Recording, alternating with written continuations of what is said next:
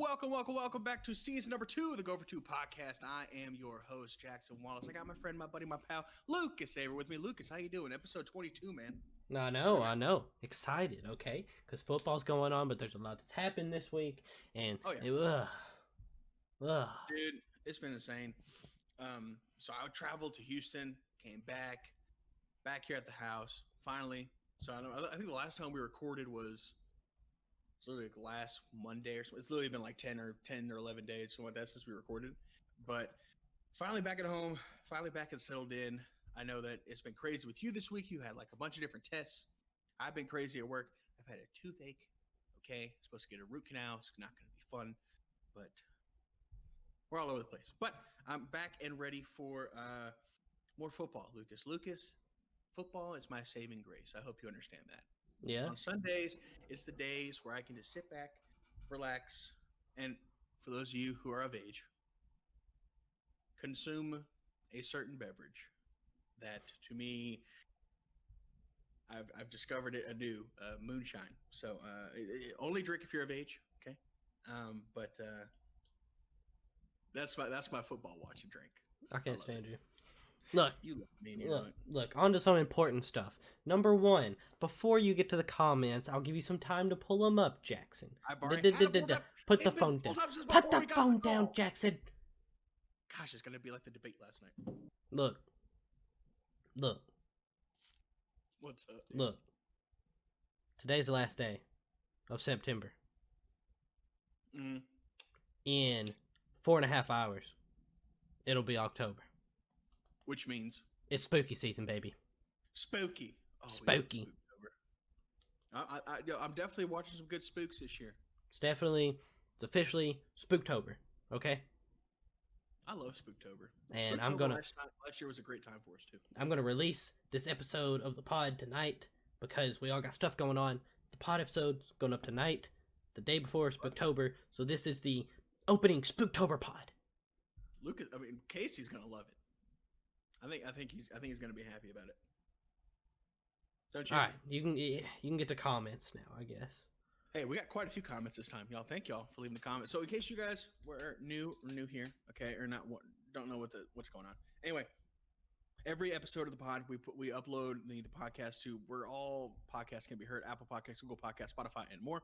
But we also upload it to YouTube, the video version. You get to see our beautiful faces, okay, and you get to interact with us on a little more of a personal level. When you guys leave a comment down below in that comment section, we will read every single comment for you guys live on the show, so you guys can have a little interaction. Yeah, right? Yeah. So it's great. I'm happy to report what I got the whole process mapped out for him, Jackson. You ready? Okay. All right. Step 1. You look up Go for 2 podcast. Okay. Boom. All right. You get on there. You see us. You subscribe. If you're not subscribed already. If you're already subscribed, you unsubscribe and you resubscribe. Okay? Because it works for the algorithm. Then you go down there, you press that like button 1,000 times. 1,000 times you press the like button. Okay? Over and over. Yes. And then you go down in the comments, leave a comment. We'll talk to you as a reward for all of your hard work. We appreciate it. We're gonna leave a graphic for you guys, a little flow chart on what to do. It'll be awesome. All right, the man Casey's back in the comment section. You can only imagine. But okay, by the way, I have supplemental comments from Casey via text message to me over Sunday that I would like to read. Well, look, just know right now, everything he says about Aaron Rodgers is invalid. He beat Drew Brees. Go ahead. Okay, well then there's no need for me to even read my comment because that's exactly what it was about. Anyway, I'm not kidding about it. I knew it. He said, Jackson, I'm picking the Cowboys because when they play the Seahawks, it's always a good fight game. It can go either way. Close. Well, it was close. That comment did not age well. But here's the thing: we played them a lot closer than I thought we were going to. True. Especially in the second half. I thought we did pretty well against them. To be honest with you, first half looked kind of rough. Not gonna lie, DK Metcalf was torching us. Oh yeah. Tyler Lockett is just a freak. But anyway, good fought game. So I think if we can just get healthy, I think we can compete with some of the top teams. But I think right now that's kind of what's holding us back is injuries. Next 1 and 2. Casey, what did I tell you? Justin Herbert was going to be good. I've been pleased with Justin Herbert's progress so far. So actually, I didn't get to watch him this past week, but I do know that they won, right? and he looked good the week before. So yeah, he's an up and comer for sure. Can't wait to see how he develops in the next couple of years. So yeah, a lot for of sure. good young quarterback talent coming in. All right, he said, "All right, Jackson, Tannehill." I think that's how he. Tannehill, sir. Tannehill. Hop on the train. Tannehill has done really well, and since he's on my wall in the game room, it's on his wall in the game room, Lucas. He says, "I've got to say he's doing great this year. I think I just might be a fan. Maybe not a fluke. Maybe he just needed a better team. I think he could get 4,000 yards this year if he keeps playing like this." Hold up, did Casey just compliment Tannehill? He never complimented Tannehill. A running game and a good coach. It's amazing what it'll do. Hey, Braves is that guy. I would have loved to play for a guy like Braves. Facts. Braves is that dude. He's such a player's guy. I love it. Oh yeah, and the fact that Tannehill is in your game room case, that's a big statement. Okay, you should. I want a selfie. I want a selfie with him. I need Casey to take one. I don't know if you can post pictures in the comments, but you can at least post a link. You can at least text me, and I can put it up in the next episode. Boom. Boom, Casey, right there. All right, let's see. I could say the NFL is just hard to figure out. This one again from Casey. Casey, you're just lining up the comments this week, brother. Says you could take a terrible team and match them up with the number one team, and it's going to be a close game, no matter what. I don't know. I guess it's just the NFL. Games have been extremely close this year, and I don't know if it's because we're not necessarily getting to see the difference of training camp. Like certain teams figure out how good they are or something, and so they come out and they're just better than some of the other teams, or if it's just we're about to start week 4. Every team at the beginning of the season thinks they're going to win the Super Bowl, and it takes them it takes them about 4 or 5 weeks to learn that we're actually not good. Yeah. It's crazy. Yeah, so I think that's why it matters how fast you start. It's always a big deal. Huge deal, especially with no preseason this year and no ability to kind of get the rust off and get warmed up and get going with the speed of things. A fast start means almost everything this year. Right. So a lot of close games. That's just kind of I think that's a good sign of the league that we're in and the state that we're in right now. Is that competition is just so fierce. I mean, that's why they coined the term any given Sunday. You just don't know. Right. I mean, we picked the Saints to beat the Raiders, and who would have thought? All right. We gave ourselves an automatic dub in our pick 'em, but it did not work out that way. You just never know. Sad times. Yeah. Next pick from Casey. What? Y'all picked Cam and the Pats? What? And y'all said they were going to struggle and get a win. It's Bill, man. He's 6th-ring coach. Now Cam's doing good. They're doing better in the passing game. I'm liking the new and improved Cam Newton.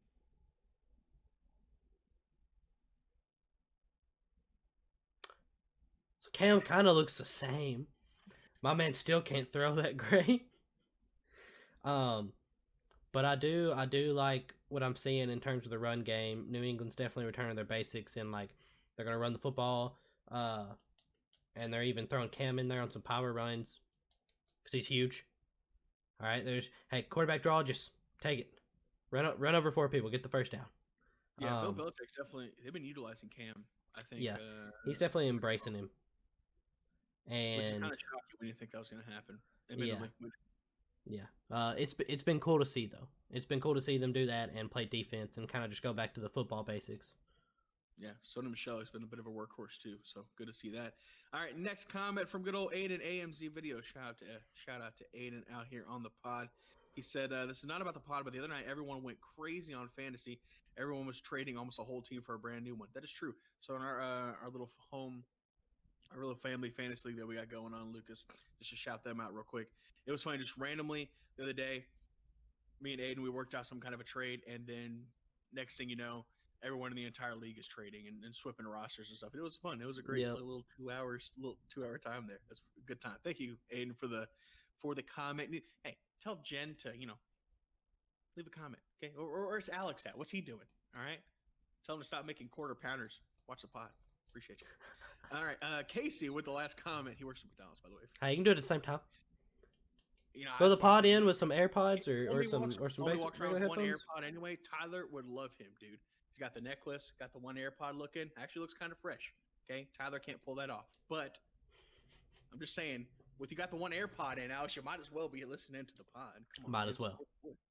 All right. Last comment from Casey. Saints. Drew Brees is going to show Rodgers how it's done. Rodgers is going to quarterback school, playing the Saints and their defense. Oh yeah, Rodgers 3 interceptions, and that's a discount double check, baby.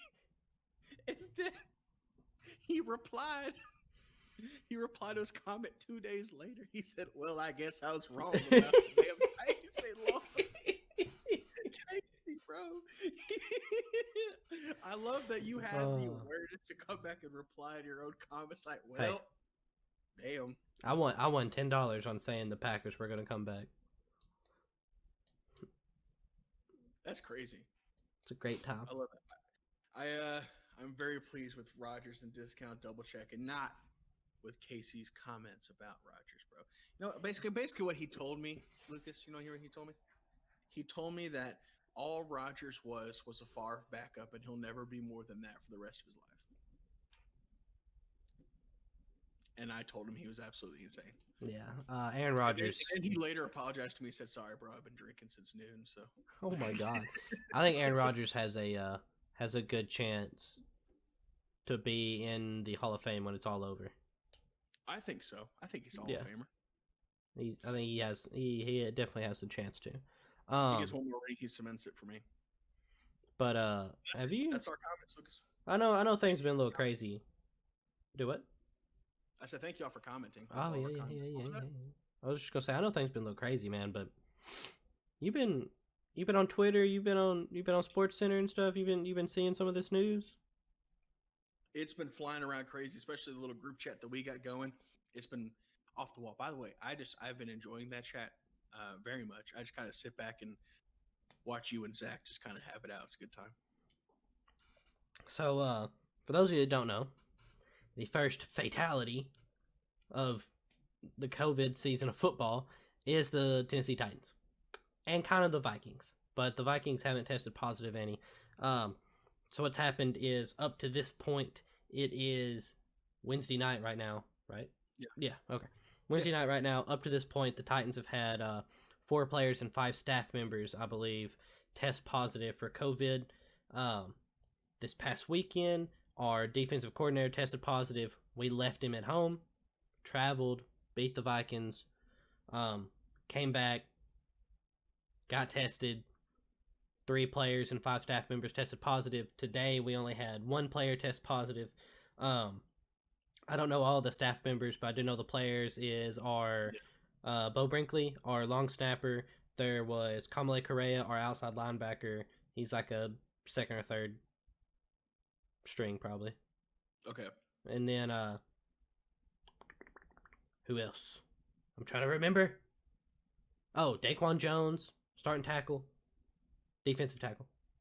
So that's kind of but plug a big body in there, you know. So it's not quite as bad. Right. But we knew that eventually this was going to happen. Yeah. I mean, somewhere in the NFL. Right. So that's why there were protocols put into place. And so waking up yesterday and seeing all that and seeing what people were saying yesterday, it looked like so the NFL has a couple different options with what they can do. Number one, to start, they shut down our facility, shut down the Vikings facility until Saturday. Okay. So neither team can do any in-person practicing, but I'm sure they're on Zoom and they're doing some stuff, right? I hate it for the Vikings, but they haven't tested positive, so I'm assuming they're going to open them up early. Because I don't think they're going to move their game. But I actually don't know when they play. I think they play on Sunday. Yeah. I think it's a noon game for them. Yeah, they're a noon game against the Texans. Okay. I'm assuming if they don't have any positive tests come back from today, they're going to let them go back. They're going to make them play. They'll play Sunday. Everything will be okay. Titans Steelers. The different options for this game were, number one, play it Sunday without the players. We wouldn't be able to come back until Saturday, do a walkthrough, boom, play Sunday. Yeah. Today, the NFL ruled that out. Our game is officially postponed. It is now going to be played currently Monday or Tuesday night. So either we get a football game on Tuesday, which would be cool. That would be awesome. Nice. But it seems the CBS people have already been contacted and sources say that they are preparing for Monday Night Football. So it looks like the Titans are going to be the second Monday Night Football game, kind of like how we were in the last doubleheader in Week 1. And so that'll be cool. I think this works out the best way. The reason I think that is because it's not going to interfere with next week's game as much. Gives us some more time for this week. And we're not moving schedules really big. Something people were wanting to do was the Steelers and the Ravens have a game week 7, and then they have a bye week 8.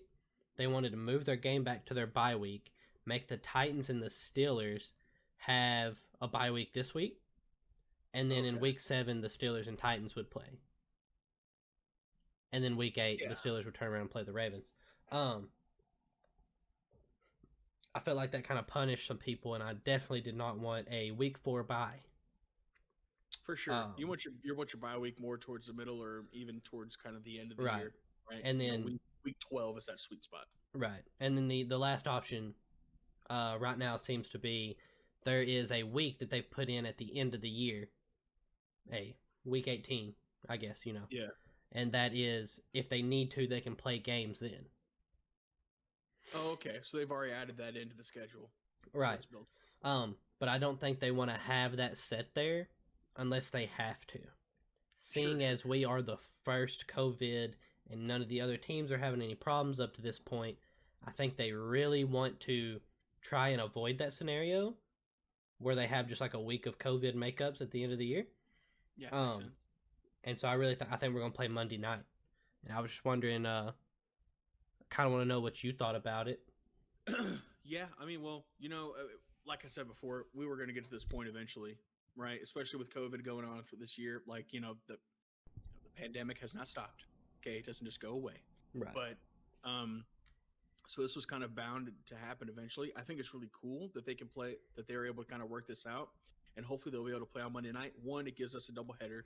You and me love watching doubleheaders. It's a great time together, especially in the group Discord with the guys and just kind of hanging out, watching the game. So it's always a good time for us. I think this game should have been a primetime game anyway. Agreed. Go back and look at it because they're both 3-0 at this point. So I think the NFL makes a win-win scenario here. If you have it on a Monday and are able to do that, you give everybody a primetime game, and you don't take away from their competitiveness of their already schedule. And so it's not like you're making them play on a Wednesday and the next day they have to travel and go play on a Thursday night game, right? So you're not hitting them with the doubleheader back to back, you know, and affecting their potential injuries down the year and down the line. I think you're right. Since this is the first one and it's an isolated incident as of right now, you're able to. I think the NFL wants to be able to play it as fast as possible. Just because if we get later on down the line and we end up having 2, 3, 4, 5 teams that have a situation like this, that's what that last week is for. It's a last resort. If we have to start manipulating bye weeks and messing with the schedule, that's, you know, that we'll do that. But it's an isolated incident.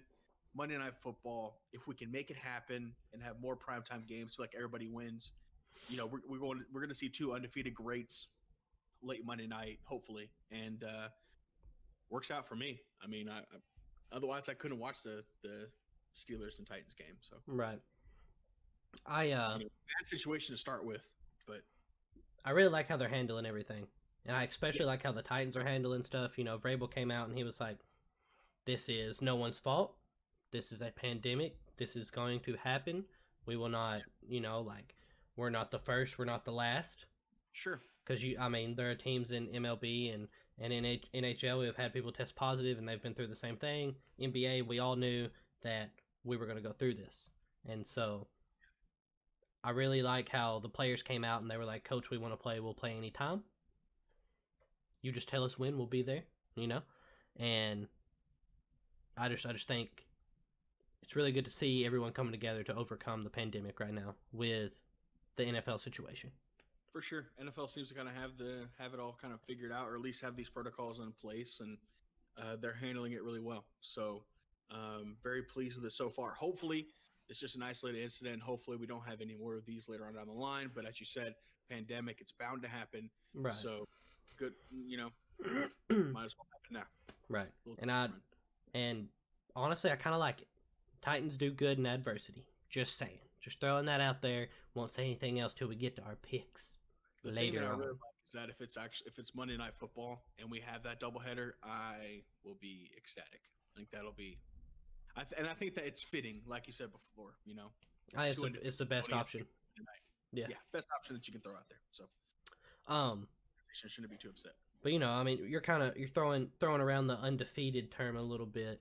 Let's undefeated team. You think your team's a stud. Let's talk about the realest teams in each conference, Jackson. Yeah, we talked about this in the pre-show. We talked about this heading in or through via text message throughout through the weekend, and we didn't want to constrain ourselves to 4 NFC teams or 4 AFC teams. Just kind of have like a free flow discussion segment for you guys of who we think are some of the best contenders in the league, who we think are Super Bowl, actually Super Bowl contending teams right now.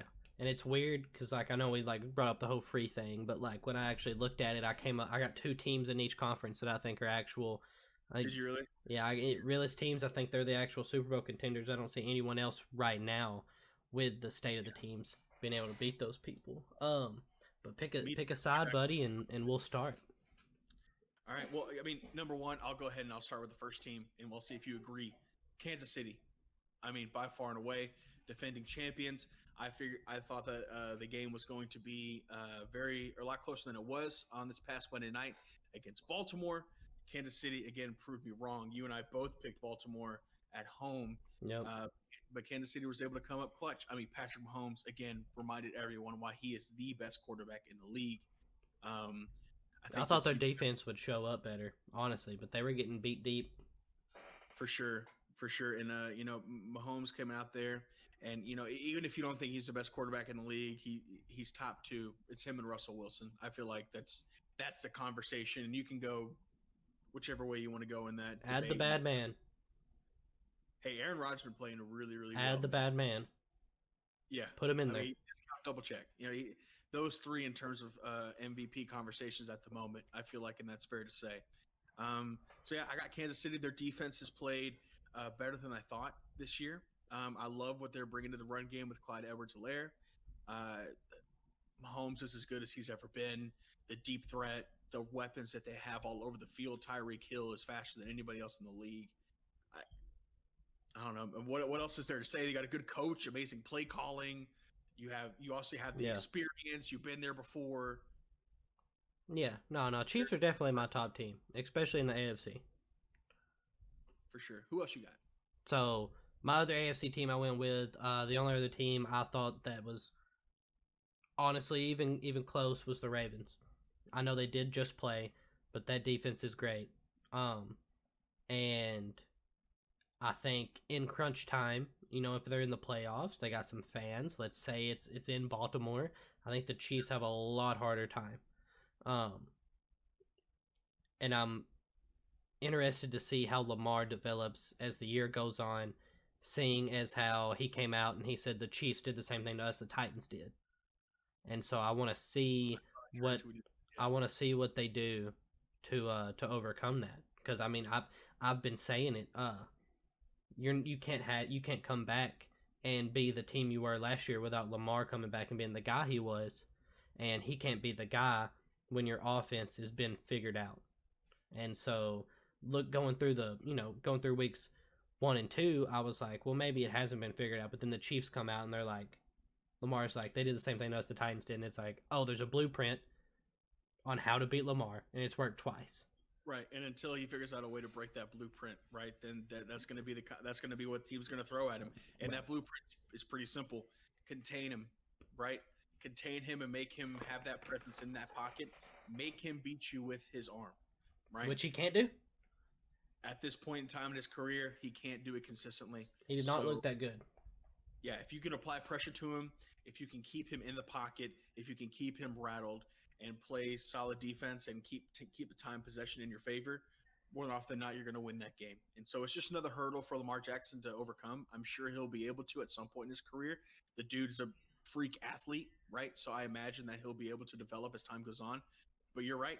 There's a blueprint. It's what the Titans did. and it's just what the Chiefs did last night. So, but you're absolutely right. I have the Ravens again as my next team in the AFC. I feel like they're a complete package. I like what they have on defense. I like Lamar. I feel like they're starting to I feel like as time goes on and as they study more and more tape and he gets more experience under his belt, that he's just going to get better and better. So yeah, they're a complete team to me right now. So kind of switching over the NFC here. I only had 2 for the AFC. Yeah, I only had 2 for the AFC. And how many you got for the NFC? You got more than 2? I have 2, but I have a couple like honorable mentions. Look, so like AFC, like AFC real quick. To me it was Chiefs, Ravens, and then there's a pack. There's the Titans, the Steelers, the Bills. Yeah, and kind of hanging around in there in the middle. And we're waiting to see who gets up there. And then there's everyone else. To me, that's how it is. Oh, and the Patriots are probably in there. I don't know yet, 100%. So like NFC, my clear-cut winners, right? Seahawks number 1. Absolutely. Number 1. I mean, let's break it down. Coaching, phenomenal with Pete Carroll. Okay, he's there. He's been consistent. He's been there for a long time. Him and Russell Wilson have kind of grown together in Seattle and made that franchise. Russell Wilson, who I cannot believe somehow still has never received a single MVP vote. Not that he hasn't won an MVP. He hasn't got a single MVP vote. Should have got it last year. From the committee. He should have gotten some last year. But now he's had the best start by a quarterback through 3 games in NFL history.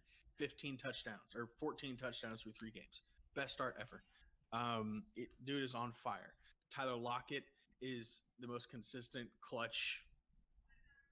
It's his favorite bread and butter weapon. DK Metcalf is evolving and growing right before our eyes. I feel like he's kind of like the next Megatron, to be honest with you. He kind of has that same kind of body type and build. So he's kind of like that type of, big target player that they can stretch the field. And their defense, despite being banged up and despite being hurt, they're vicious. They can get after you and they get after the quarterback, and they play their coverages really well. So what else is there to say about Seattle? I feel like they're the clear-cut favorite, in the NFC right now. Absolutely ready team. Yeah. I'm interested to see if our other team matches. Who you got next? Yeah. I'll tell you. Next one, Green Bay. 100%. No doubt. They're undefeated at the moment. Aaron Rodgers is playing out of his mind, and we keep going back to that interview that he gave with Pat McAfee, telling him this is the first time his arm hasn't hurt in 16 years. He's showing it, but it's not just he's able to beat you with his arm. He's looking like Aaron Rodgers from 2011 when they won the Super Bowl, but they have another element to their game. They can run the football. Aaron Jones is a workhorse. He's playing out of his mind. And last week, we thought there was going to be an issue with Devontae Adams out. Wrong. Vontae Scantling is playing crazy. There's all these different he looks like who? Is that his guy's name? Scantling? I think it's Valdez Scantling. Valdez, I'm not 1,000 on that though. I'm not 1,000% sure on that either. So that's what I'm saying. Like people that we haven't even really heard of before, and I'm sure by the end of the year I'm going to get his name right. But Aaron Rodgers is looking like his MVP form in 2011, where it really did not matter who he was throwing the ball to. He made those players better, and he's doing it right now. And I know you don't want to talk about it, but Matt LaFleur, right, seems to be doing okay up. I can't take it. Playing well, right? It's not like top. It's not like elite defense, but it's up there. It's good enough to keep them in games. They're running the ball. They're more than one-dimensional this year. Green Bay, man. And wouldn't it just be crazy to see a Green Bay versus Seattle NFC Championship game? The floor is yours. It's Green Bay. Clearly. Yeah. Clearly Green Bay. I don't have any other teams after that. In my head, there's some people stumbling around, maybe. Sure. But I don't think the NFC is as close as the AFC. I brought up the AFC like in that second level below the Ravens and Chiefs. You got like the Titans, the Steelers, the Bills, the Patriots, maybe even. But then when I look at the NFC, I see Seahawks, Packers, and then I'm like, the Bears are 3-0, but I don't think they can match that. Away, I got the Saints up there as well. The Saints are looking sus. They're looking real suspect. And I almost feel like Drew Brees is like, oh, no Michael Thomas? I'm just going to feed the ball to Alvin Kamara. And he's good, but you have other people. Like, what was your offense before you had these two players? You're Drew Brees. You throw the ball to anyone. Like, yeah, get Taysom Hill out there and have him run a route. Something, man. They're not. He's not throwing the ball deep, and I mean that's fine, and that's not Drew Brees' deep style, right? But I feel like that's what Michael Thomas brought to them was kind of that deep threat, and being able to go vertical made the defense honest. And right now, without Michael Thomas there to draw those two defenders away and allow Emmanuel Sanders to go deep, it's kind of hurting their game at the moment. But I mean, you expect Drew Brees to catch a fire at some point in the year. I really think their play calling's been weird. Their play calling's been weird this year, Jackson. Like, week 1, I felt like they went out of their way to run the ball a lot. Mm-hmm. Not something you normally expect. From the Saints, expect them to throw the ball 35 times a game. Yeah, and then I just feel like it's been different. Like, their team has felt different this whole year. And I don't know if they're trying to do something else. If there's something with Drew underlined that we don't know about. Right. If the age is catching up to him, and so it's changing how they're calling plays. It could be a variety of factors, but I think right now time will ultimately tell, and we'll have answers to those questions. But I have to believe in the legendary status of Sean Payton and Drew Brees. I don't want to count them out yet. That's why I have them still right there, kind of, in the conversation on the cusp. I feel like if there's a team that can turn it around, it's these guys. We'll have to see. I feel like that defense is pretty good, though. And really Saints and Bucks, I guess you put up there. Yeah, Bears, maybe. Definitely nobody. I gotta see about Nick Foles. Maybe the Cardinals. Maybe. They looked bad against the Lions. 49ers looked really good too with the backup quarterback. Whoever they played the Giants. Yeah, but they still beat them 38-6 or 39-8 or something like that. It was something crazy. It was wild. Hey, what happened? You and Zach, look. Me? Huh? Yes, you whoop-de-doo basiled me. Yeah, Woo! Dude. It's exactly what you did, bro. I just want to say, I sat here and had an argument with you and Zach both about how the San Francisco 49ers were not just going to go away just because they had all these injuries. Oh, but they've had all these people hurt. And y'all were just crying. Y'all were crying at me. Furiously crying at me. Okay? They had so many people. Who could imagine that I did. Because I picked them to win. I picked them to win. You picked the Giants to win. What do you want, a cookie? Yes. I want you to tell me I'm right. You're wrong. Listen, I was wrong. Thank you. Against the Niners. However, I think I got some oatmeal raisin around here somewhere. I'm in the back if you want a cookie. Look. What else you got, Jackson? If you dare say the Cowboys. No, I'm not. No way for the NFC East belongs in that conversation. Okay, I feel like the NFC West is fairly competitive, but I feel like the Seahawks are clearing away to be the best team. But there's, you got the Rams and the Cardinals kind of fighting for that number 2 spot down there. Okay, that's just kind of what's going on in the NFC West. Other than that, I don't know what the Vikings are anymore.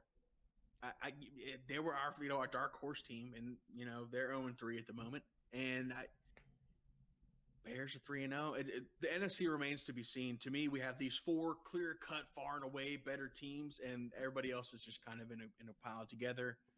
Titans, Steelers, Bills, Saints, maybe the Bucks. See how the rest of the year unfolds, but I think you and I agreed on those 4 teams, and that's the top tier of the NFL at the moment. Definitely. So let's get on to our picks. Let's get into it. Yo, I did bad this week, brother. Yeah. So quick recap. This past week, I went 9-7 last week. Jackson went 7-9, which brings me up to I am 29-19, and Jackson is 32-16. So I'm 3 games behind. We're bringing it back. Okay. This is where the big brain plays come in. The big brain plays. I'm telling you, 200 IQ. I don't know what I thought I was doing last week. I thought I was gonna be like, be kind of, Yeah, you picked the Jags to win. You picked the Giants to win. I thought the injuries were gonna plague them. Where else? On that one. Where else did I get you at? I got you somewhere. Hey, listen, you got 7 wrong too. Okay, I only got 2 more wrong than you. We were both pretty wrong last week, to be honest with you. No, I was positive. I was 9-7. Anyways, first game of the week, Jackson. Thursday Night Football, Broncos at Jets. It's a hard one. Both teams are 0-3. Broncos are on their 3rd quarterback. They have so many injuries I can't even count. Jets are the worst team in football. I got to go with the Broncos on the road. Really? I know it's weird, but I just feel like the Jets are nothing at this point. I don't know.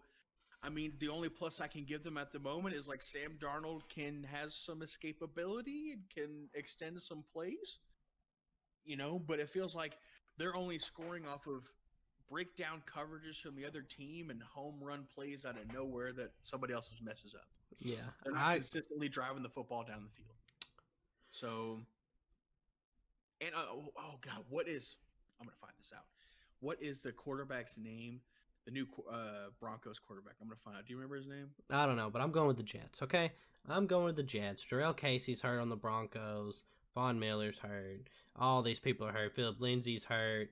Yeah. They're on their 3rd string quarterback. It's Thursday Night Football. They're traveling. The Jets have to win. Okay.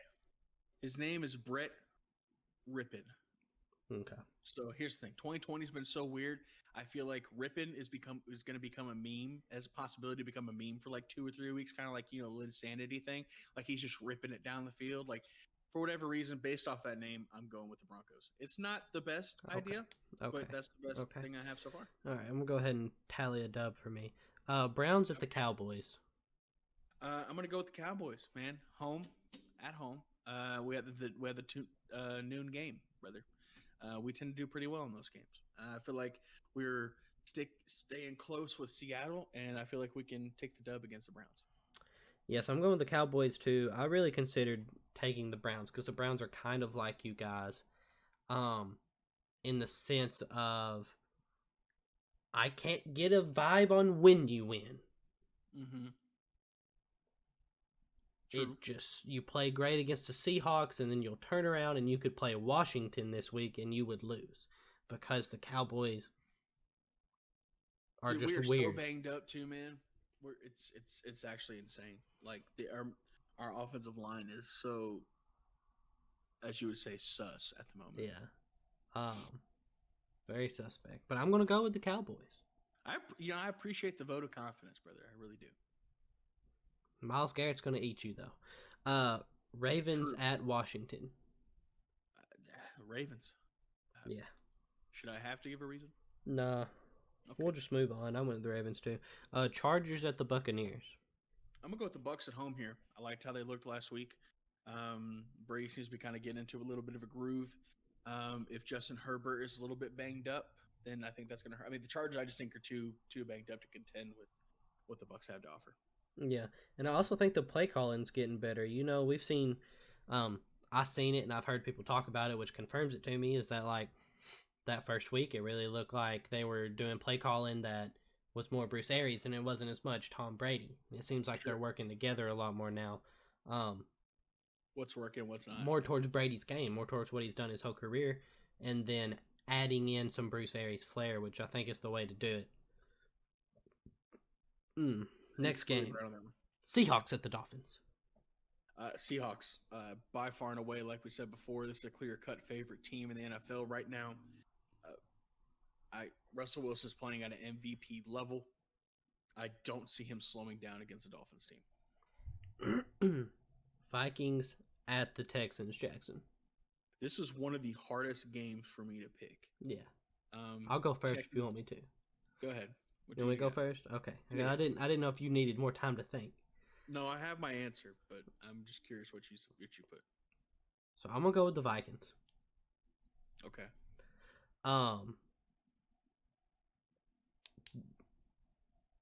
they've got to show up, right? I don't know if you guys can see this, The but I literally team, picked the Vikings as well. the team we thought, they were has to show some. And they definitely got And some momentum from last week, how they played against the Titans. Like, first half, they look good. in second half, they look good too. They ran for like a. I mean, Dalvin Cook hit his rushing record against us, but like he also got hurt. Did y'all see that bug just fly through here? Jesus. I gotta go with the Vikings though. You went with the Vikings too? Yeah, going with the Vikings too. I feel like they got to show up eventually. I feel like the Texans are really missing D-Hop. We said this before. I feel bad for them in their schedule. What are the Texans? 0-3 at the moment? They're both 0-3. This is the matchup of the 0-3 teams.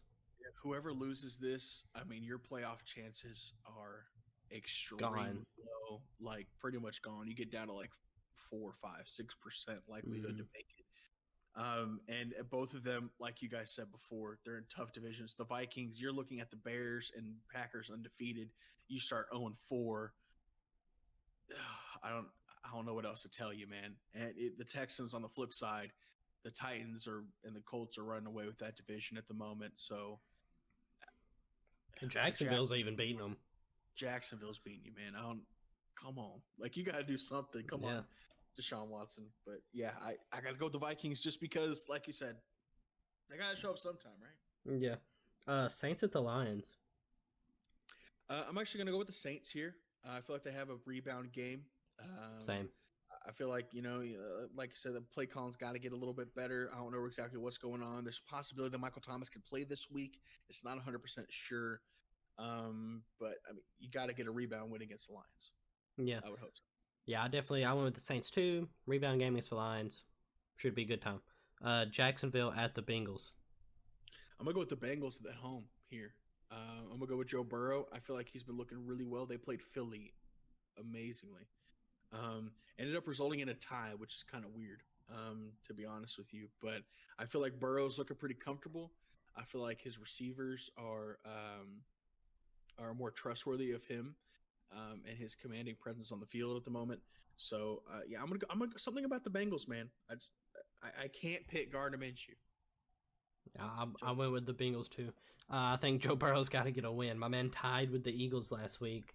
Yeah. Got that. That's just I just think they'll win. I think so too. Bengals. Colts at the Bears.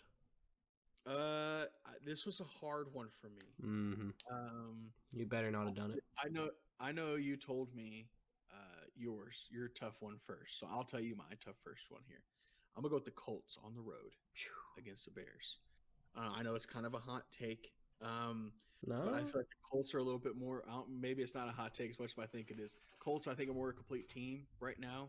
I feel like they play really. I mean, you played really well against the Jets, but what does that do? Why do college football teams play against, like, traditionally play against kind of a team that's not as good as them, to get their confidence up and get their mojo going? I feel like that's what the Colts did with the Jets. They got their mojo going. They got their confidence up. They brought out some stuff in the playbook. Phillip Rivers looked like Phillip Rivers of old. Now, I'm not saying that's going to happen against the Bears, right? I know the Bears are a little bit banged up, but how long is that Bears 3-0 magic going to stay? Mm-hmm. I'm not sure. I like the Colts defense more. And Nick Foles, while I think he's a better option at quarterback, I just feel like the Colts are a more complete team, and with better coaching. So I'm going to go with the Colts on the road. Yeah, so I went with the Bears. Okay. I think the Colts are a better team. I think the Colts should win this game. I'm picking the Bears because I think they're going to have the new quarterback momentum. Yeah. And they're at home. That's all I'm basing it off of, is maybe it shook the team. And we'll see what happens. Got the juices flowing. Yeah. It was a hard pick for me. Cardinals at the Panthers. I'm going to go with the Cardinals on the road here. They had a weird game last week against the Lions. Kyler Murray threw 3 interceptions. Definitely not like him. Tied for third in the league in terms of interceptions. 5 total through 3 weeks. I feel like he's got to, it's a learning moment. He's a young quarterback, but I feel like he's got to have a rebound game here. I don't think he makes the same amount of mistakes that he did, taking the same amount of risks. I feel like he got a little gunslinger happy knowing that he has the best wide receiver in the game out there on the field with him at the same time. But I feel like he dials it back. He's a little more conservative. They run the ball a little bit more. And he goes out there and plays the way he's supposed to play. So I got the Cardinals here on the road. Yeah, I definitely have the Cardinals too. I think it'd be a lot easier for them to play their game against this team. I think so too. Yeah. Giants at the Rams. I'm at the Rams at home. Giants. Look. Bad. You had a backup quarterback from the 49ers destroy you. You don't have your best weapon in Saquon. I don't know what else you want me to tell you. Yeah. Rams. I want the Rams too. Giants just aren't as good, man. Patriots at the Chiefs. I'm gonna go with the Chiefs. Chiefs at home here. Now, I think now the interesting factoid that I saw about the Patriots, they're the only team ever to beat Patrick Mahomes twice. And so I definitely think that with that coming in, that being a fact, Mahomes is going to have a good amount of film on them. Obviously, they're going to have a good amount of film on Mahomes as well. And if there's anybody that can dial up a scheme, it's going to be Bill Belichick. However, I just don't think they have the offensive firepower necessary to keep up with the Chiefs if they get into a shootout. I like the Chiefs' defense. I'm more confident in them than I have been over the past year or so. So I got the Chiefs, man. I mean, they took the Ravens to school. They did. Any given Sunday, you never know what can happen. But they're at home. Patrick Mahomes looked lights out last week. He's made the announcement of his baby. Dude's feeling good right now. Yeah. I went with the Chiefs too. I just don't think the Patriots are going to keep up with the offensive firepower that the Chiefs are going to have. They don't want to get in the shoot. Bills at the Raiders. Tough game. Raiders really have been surprising me lately. But I'm going to go with the Bills here. I like the Bills' defense. I like what Josh Allen's been able to do, man. He's just been able to make plays. Close game against the Rams last week. Feel like there was some good lessons in there for him. Able to close that one out. I don't know. See, the Raiders are a weird team to me, Lucas, and tell me if you agree. When they beat the Saints, I was like, dang, are the Raiders really just that good? Or the Saints really just having that off of a year? And I'm not exactly sure what the answer is yet, and I think time will only tell. But I'm leaning towards more the Saints just maybe aren't the Saints that we've been expecting we've witnessed over the past 5 years. So I think it's definitely both. Yeah, I think it's definitely both. Raiders are a bit better. Saints are a bit worse than we thought. I think the Saints are a lot better than people have been giving them credit for. Sure. The Raiders. Did I say Saints? You said Saints. I think the Raiders are a lot better than people have been giving them credit for. Excuse me. And I think the Saints are off. There's something about them that's off. They can't get the mojo flowing in Jackson. They can't get it. Okay? The Raiders got it. I don't think I've ever said that sentence before in my life. The Raiders got it. Okay? Darren Waller, bad man. All right? Fact. Josh Jacobs, bad man. Yes, sir. All right? They played good against the Patriots. They're a good football team. They could, right now to me, they're an 8-8 team. I'm looking at swing games. Are they going to end up 7-9, or are they going to end up 9-7 and making the playoffs? And I think that's kind of the difference in if we'll see if they're actually a good team or not. It's a really good test. Yeah. I have the Bills, though, too. Yeah.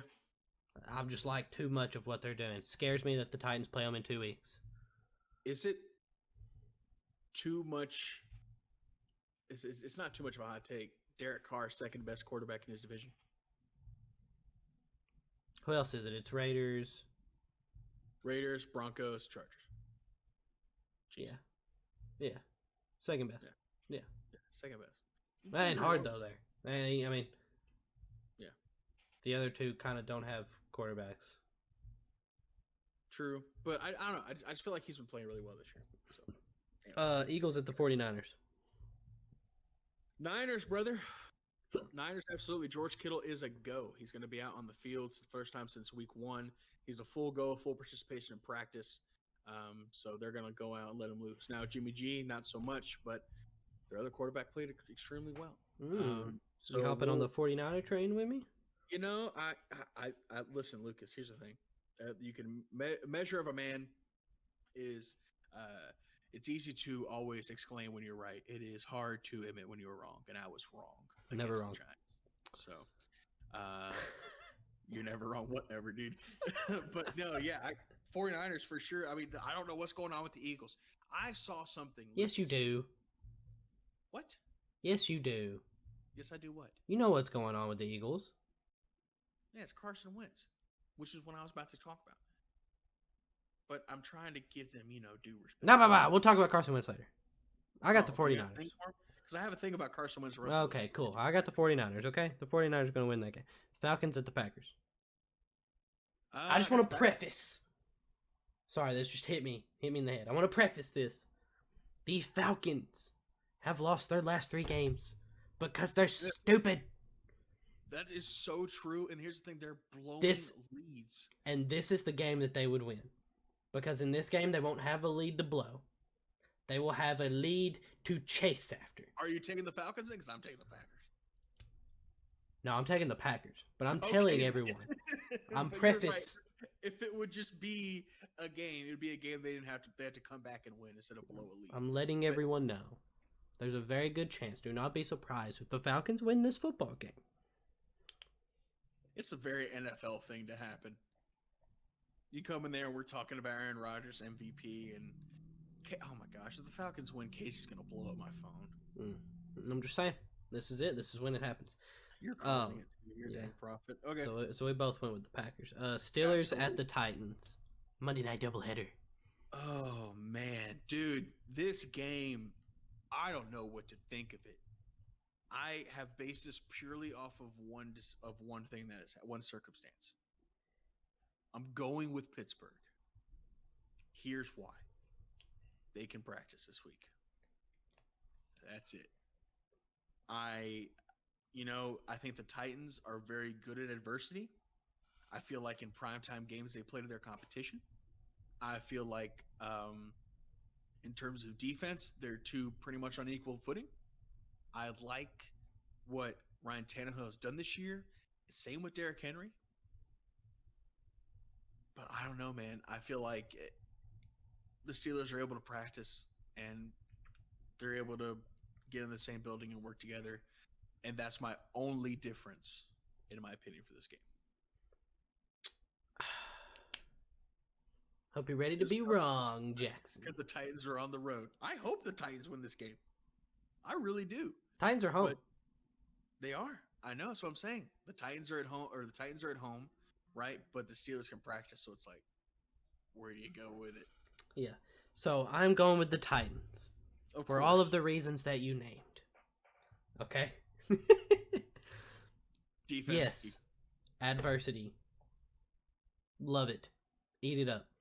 Last time I played the Steelers, I believe it was Thursday Night Football, like 3 years ago, and we got preseason game, but that doesn't really count. But I'm talking about in the regular season, in a real football game. Yeah. Mariota and the Titans went out there and got embarrassed on national television, and people were talking about if we were ready to get any spotlight time, and we got our spotlight game, and we got destroyed, and it just set us back. Okay. Mm-hmm. This is it. This is when we come back, Jackson. This is when we come out all this adversity. This is a Mike Vrabel team. This is what Mike Vrabel does. Mike Vrabel mentally prepares as well as he can. He comes out, and Saturday they let us back in. We practice Saturday, walk through Sunday, Monday night come out, and we go out there and we run the football, and we make Big Ben throw an interception, and we win the game. Now it might be 21-17, but we win the game. Yeah. Is AJ Brown playing? I don't know. Don't need him. I know you don't need him. Would he help? Yes. Do we need him to win? No. But he would help. I would appreciate him. Okay? So I think that's the only thing. I think Micah Fitzpatrick's going to cause some problems for Corey Davis. That's fine.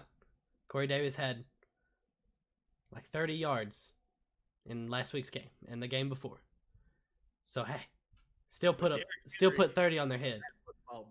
Still put 30 on their head. That's all I'm saying. Khalif Raymond, 100 yards last week. It's true. Tannehill's playing at a different level. All right? We throw the ball to everyone. We're doing what Drew Brees can't do. We're spreading the football around. Okay? Hey, go for it, brother. I hope y'all win. I know you're like just little flicked your paper angrily towards me, but I hope you guys win. I genuinely do. I just think that this is going to be a factor. Yeah, I almost picked the Cowboys to lose this week. I should have. Anyways, it's time for Take It or Leave It, Jackson. So, for those of you that do not know, this is Jackson's favorite segment. Take It or Leave It. We do it every single week. I give Jackson like 4 to 5 statements. He tells me if he takes it, leaves it. We talk about it. It's a great time. You're welcome to join in. Throw any of your own Take It or Leave It's into the comment section, and we will get to those in next week's episode. So, Take It or Leave It. Dan Quinn is getting fired this year, this season. Take it. Absolutely. Take it. The Falcons are the first team in NFL history to blow double-digit leads in the fourth quarter back-to-back games. Usually, it doesn't happen for within a season, blowing a 10-point-plus lead in the same season. They did it back-to-back. You're up 20-0 against the Cowboys first quarter. 4 turnovers in the first quarter. You blow it. We go back to last week. Going against Chicago, they had to bring in a brand new quarterback. He hasn't played a snap this year, right? No preseason game for him to warm up. He brings 3 touchdowns on your head in the fourth quarter to win the game. I don't know what else to tell the Falcons organization except like I feel like they just need a fresh start. They have to start over. It all goes back to that Super Bowl win, that Super Bowl loss. Up 28-3, you guys know the story. End up losing that game. Brady gets his 6th ring. Imagine how things could have turned if they had won that game. Maybe if they had won that game, Matt Ryan gets his first ring. Dan Quinn gets a contract extension. They're able to bring in more talent because people want to play with the champs. You know, who knows, like the domino effect of events that could have happened if they had won that game with a 25-point lead. Maybe they wouldn't have blown it against the Cowboys because, like, oh, no, here we go again. They're starting to choke. Back-to-back weeks against the Bears. Oh, no, here we go again. We're going to choke. I feel like they just need a clean slate. They need to start over. Dan Quinn by himself, he's a good coach. He's not a bad coach, but I just feel like it would be mutually beneficial for them to just both part ways. And I think for that reason, I would not be surprised if it happens by week 5 or 6. Dan Quinn's gone. Yeah, totally agree. Something's got to happen. It's just the nature of the NFL. When you're losing like this, things happen. Take it or leave it. Rodgers is the current MVP frontrunner. Leave it. He's not. Because Max Kellerman came out and said he was. Listen, Max Kellerman, fantastic dude, I'm sure.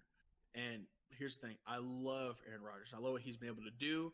I feel like he's playing elite. He's playing MVP level Aaron Rodgers, right? Really close to that 2011-esque Rodgers when they won the Super Bowl 45 in Dallas, by the way. But I just think Russell Wilson's on another level at the moment. I feel like it's him, it's Mahomes, it's Rodgers. No particular. I mean, you're right there in that conversation. Russell's just playing different. He hasn't gotten a single MVP vote ever. He's had the best start for a quarterback ever. The coaching's there. The experience is there. For him, for me, Russell's my number one. If I would pick an MVP today, it would be Russ. That being said, I'm sure things can change. It's a long season. We haven't even crossed the first quarter mark of the season yet. So things can happen and develop and moments will be had. But right now it's Russ. Yeah. No, I definitely agree that Russell is the leader right now. I think right behind him is Aaron Rodgers. And I don't think Mahomes is in the MVP conversation right now based off of 3 weeks. Yes, he's been amazing. He's always going to be amazing. He's always going to be a good quarterback. But because of his game against the Chargers, I don't see MVP. And even his week 1 game, I mean, even his week 1 game, MVP. You think MVP quarterbacks are they're doing crazy stats. I mean, like week 1, Patrick Mahomes had like 240 yards, which is fine. You won. I don't expect him to do more than that as long as they're winning.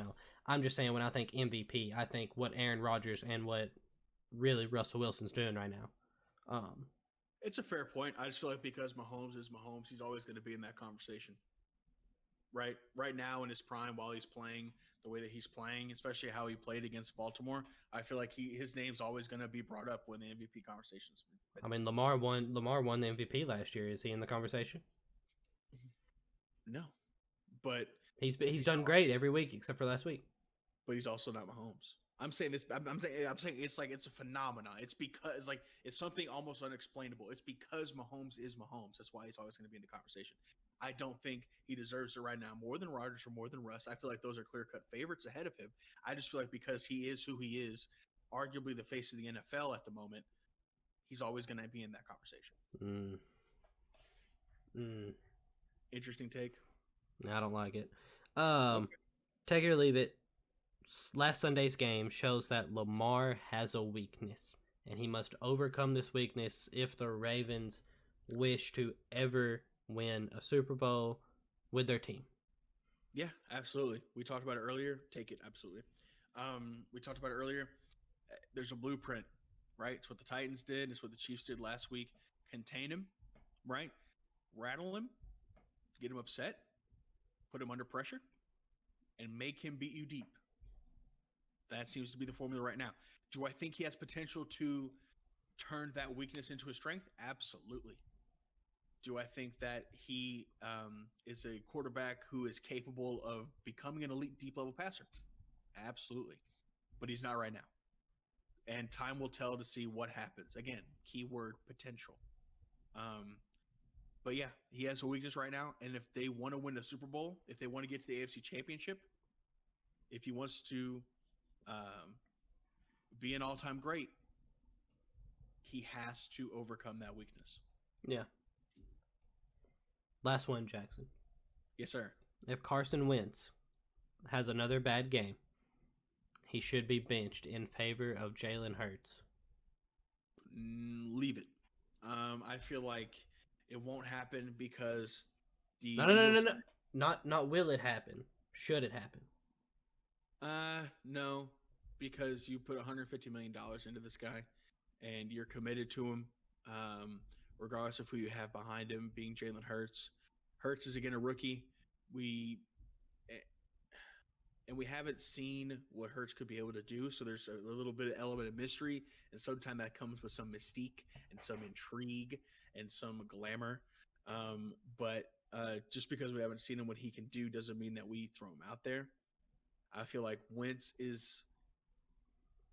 ultimately what will end up happening is in 2 years, I mean, they're going to part their ways and move on to something else.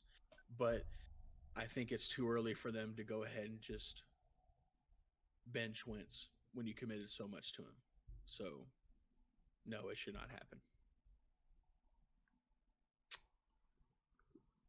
I want to take it. I really do. You just want to bench Wentz? I think there's a lot of other stuff going on too. I think on First Take they brought up a good point the other day. His trade stock right now is higher than ever. Trade him, get out from underneath the contract. If you can, yeah. I mean, if you can, someone take Wentz. If you can get out from underneath that contract's my point. Yeah, his contract is so high that you might not get. I think the 49ers take him right now. Boom. Well, that would be crazy. That would be crazy. Anyways, ooh. I think if he has another bad game, I think if you want to save the season, if I was a coach, I would almost feel obligated to see what this other guy can do. But at the same time, I understand it's almost like you're throwing away the future of your franchise. But you have to win football games as a quarterback. You have to win football games, and Wentz is clearly losing them football games. Yeah, it's a tough question because in the NFL, there's almost no coming back from that once you get pulled, which is why Mr. Trubisky's not going back in as a starter. barring a Nick Foles injury or something. Nick crazy. Foles came out and won. That's what I'm saying. But unless Nick Foles messes it up so bad, right, to where they're not competing in games at all, he's throwing multiple interceptions, or he gets hurt, there's no other way that Mr. Trubisky gets back in the starting lineup because he was pulled. Well, yeah, that's obvious. The other quarterback comes in and plays better than you and takes your job. He's going to play. Here's the thing, because that is the standard. When you get pulled, you don't get put back out there. Because the other guy keeps playing better than you. So when you pull Carson Wentz, he's not going back. Because he's not as good. If giving up on the $150 million contract that you gave him, you were swallowing it and you were moving on, right? Yes. It is the end of the Carson Wentz era. Yes. Right? In favor for a better one. Potentially a better one. Right? Well, they're not going to put him out there if Hurts is bad. Exactly. So it's a tough question because you have that $150 million contract, because he's 27, because he was once an MVP candidate, and who you said was the face of your franchise. As soon as you pull him, that time's over with, right? And he is never going to give you the same amount of dedication as he was going to give you before. You can't go back to him. So it's like as soon as you pull him, his trade stock drops, and you almost have to hope that you can just cut him and swallow whatever cap space that is. You know what I mean? You know what I'm trying to say? Hey, it could be. It's a tough decision because there's a lot more going into it because of his contract and because of what he was before. And It's almost like you don't pull him if you're going to trade him, because immediately his draft stock's going to drop as soon as you pull him because they know you don't want him anymore. That's every quarterback. That's what happened with Osweiler. My man got a yoked contract, played bad, got traded for nothing, I'm not and saying the team had to eat the contract. It shouldn't happen. I'm just saying that once you pull him, his trade stock goes down, and you're not going to get near as much as you would normally. Yeah.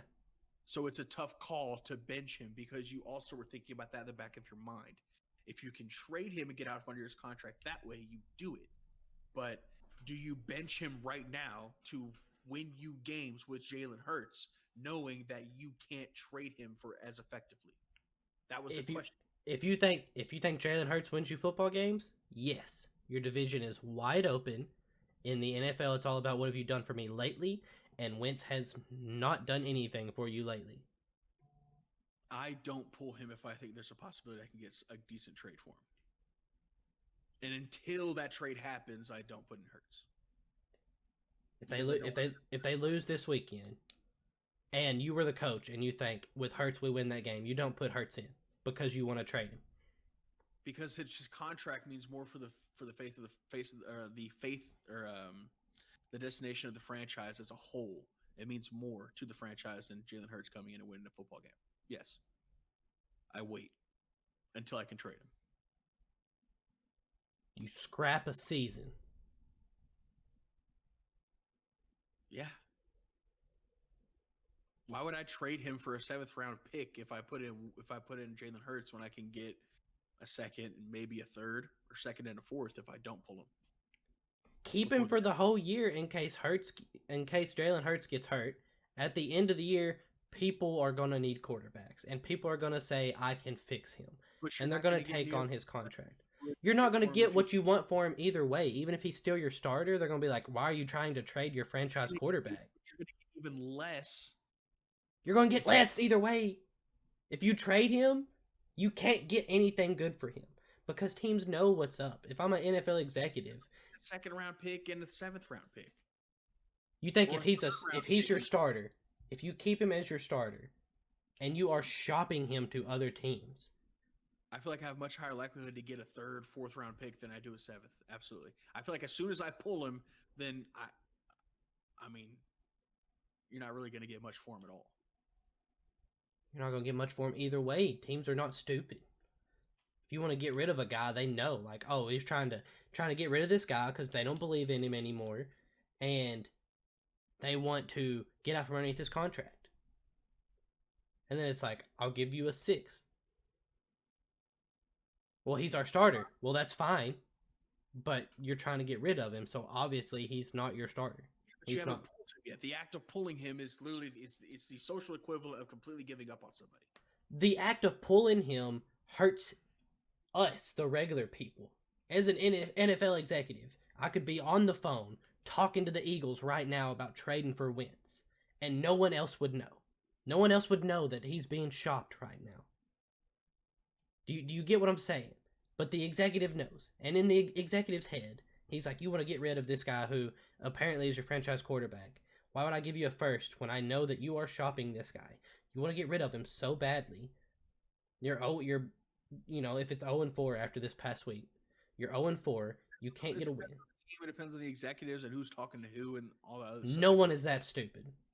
No one in the league can be that stupid, unless it's Bill O'Brien, and they trade like Deshaun Watson straight up for wins. But obviously you never do that. I mean, that's Deshaun Watson, right? That's a top tier quarterback. But I'm just saying, like, as soon as you pull that trigger, as soon as you make that decision to pull Wentz, like, you lose any and all value that you have from before. At least if you're still playing him and shopping him in the background, you're still going to get some effort from him. And I have more faith that I'm going to win a game with Carson Wentz than with Jalen Hurts, even if Carson Wentz is playing like this. The whole preface of this was that if Jalen Hurts gives you a better chance to win. This scenario doesn't happen at all if you don't think Jalen Hurts can give you a better chance to win. I don't pull Carson Wentz until it's like an absolute last resort. If I feel like I'm gonna get a seventh either way, then you pull him. But I think you get more than a seventh if you don't pull him.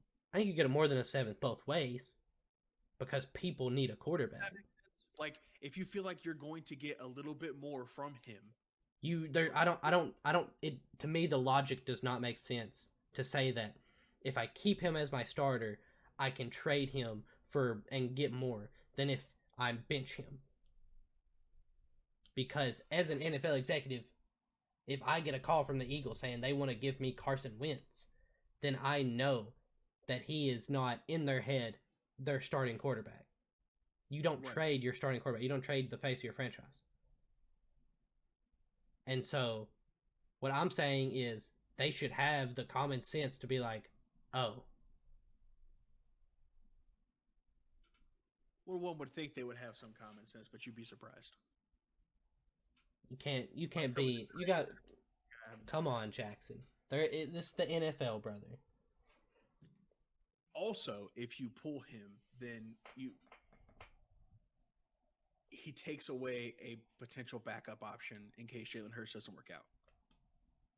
Like, if you pull him, he is the perfect backup. He does not. If you pull him, it does not do anything. If you trade him, that's why I said you keep him as a backup all year, and you trade him at the end of the year when teams need quarterbacks. If you pull him and have to put him back in, he's not going to give you nearly the same amount of effort. I don't care. He's a backup quarterback at that point. Or maybe he does. You don't know. For all you know, Jackson sets a fire under the guy. If you pull him, you effectively just cut him from the roster. I feel like it hurts him. And it hurts the draft. He would literally be the backup quarterback for the rest of the year. Marcus Mariota got his job stolen. Look. Marcus Mariota got his job taken. All right? My man came in, backup quarterback all year. Playing the Ravens, getting ready to play the Ravens. My man played Lamar Jackson's spot in practice all week, leading up to the game. 100% team player all the way. Stepped into a game whenever he needed to. It's the NFL. You're expected to be professional about this stuff.